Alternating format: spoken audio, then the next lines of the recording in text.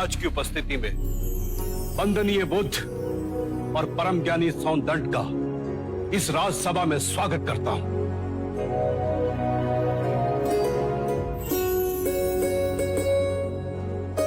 आचार्य सौंदर्य की जय! आचार्य सौंदर्य की जय! सौंदर्य की जय!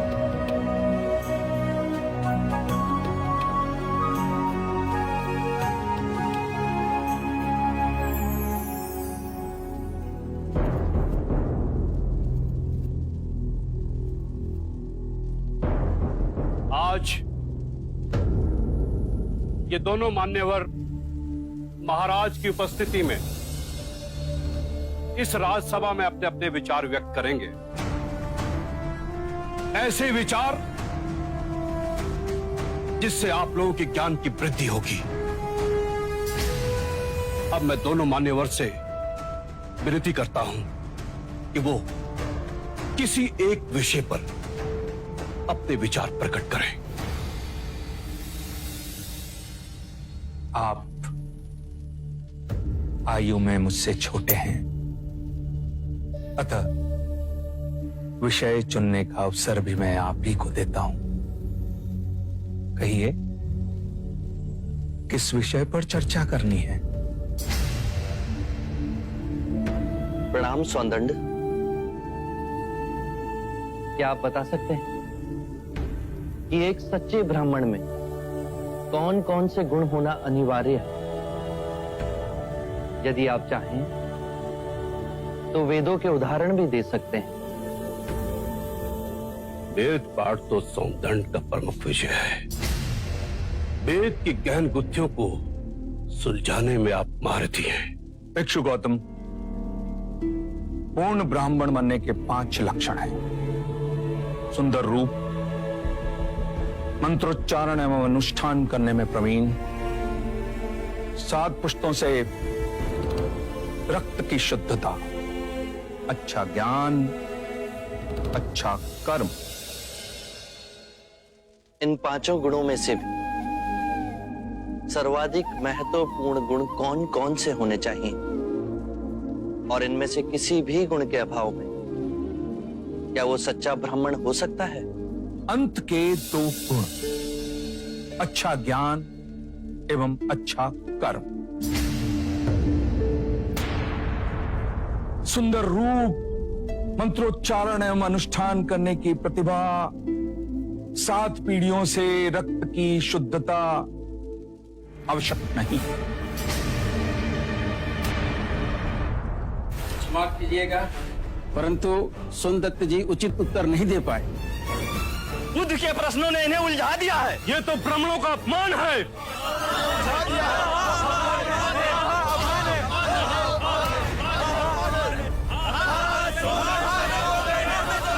आदरणीय सभागण, यदि आप सौंदर्य में आस्था रखते हैं तो कृपया कर शांत हो जाइए। उन्हें अपनी बात कहने दें। यदि आप उनमें आस्था नहीं रखते हैं तो आप में से जो चाहे इस विषय की चर्चा को आगे बढ़ा सकता है। मैं आप सभी के प्रश्नों के उत्तर दूंगा।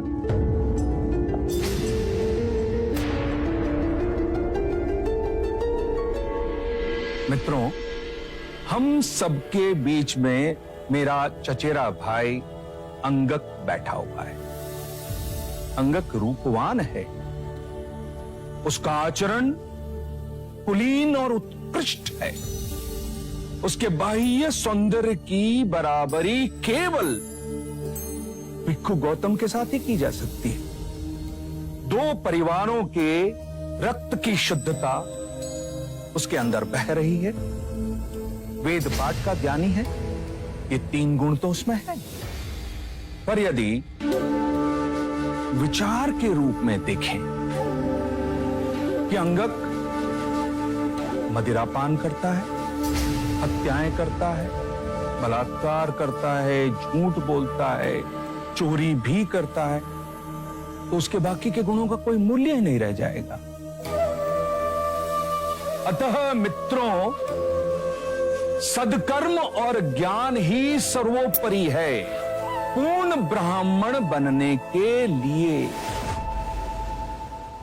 इन दोनों गुणों में से भी सर्वोत्तम गुण आप किसे समझते हैं? सदकर्म और ज्ञान दो नहीं हो सकते। जैसे एक हाथ दूसरे हाथ को और एक पैर दूसरे पैर को साफ करता है, उसी तरह सदकर्म और ज्ञान एक दूसरे के पूरक होते हैं। सदकर्म आपके विवेक को प्रकाशमान बनाता है और विवेक से किया कर्म आपको धार्मिक बनाता है, और यही जीवन का गूढ़ मंत्र है। उत्तम, अति उत्तम सोनदन, आप हमारी आशा पे खरे उतरे।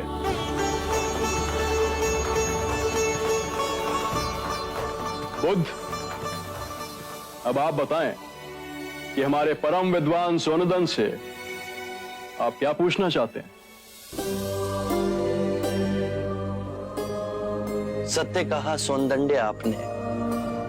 सत्कर्म और ज्ञान जीवन के सबसे मूल्यवान गुण हैं। क्या आप बताएंगे कि सत्कर्म और ज्ञान को उच्चतम कोटि तक कैसे विकसित किया जाए?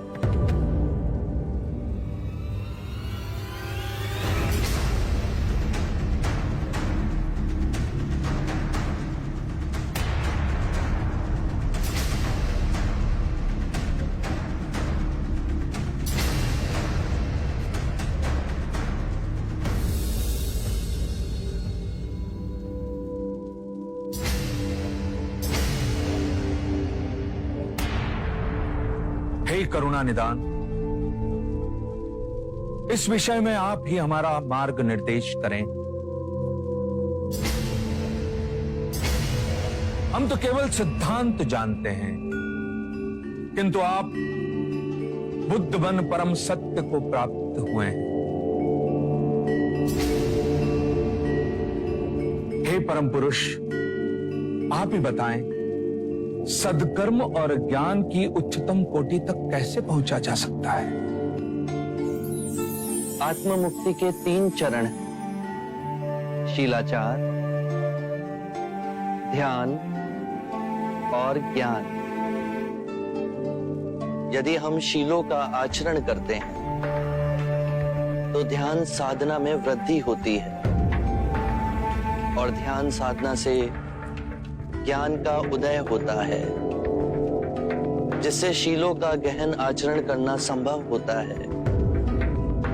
इसके द्वारा काम, क्रोध, मोह, माया, तृष्णा से दूर हो आत्म मुक्ति, शांति और आनंद को प्राप्त कर सकते हैं।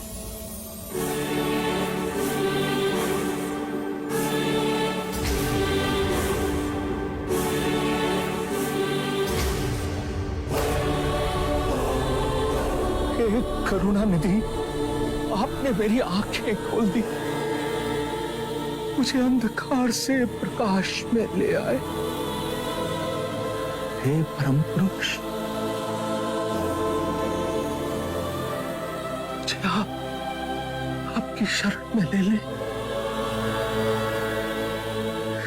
मुझे संग ही शरण में ले ले परम पुरुष। शाक्य मुनि बुद्ध की, शाक्य मुनि बुद्ध की, शाक्य मुनि बुद्ध की, शाक्य मुनि बुद्ध की, शाक्य मुनि बुद्ध की, शाक्य मुनि बुद्ध की, शाक्य मुनि बुद्ध की, शाक्य मुनि बुद्ध की, शाक्य मुनि बुद्ध की, शाक्य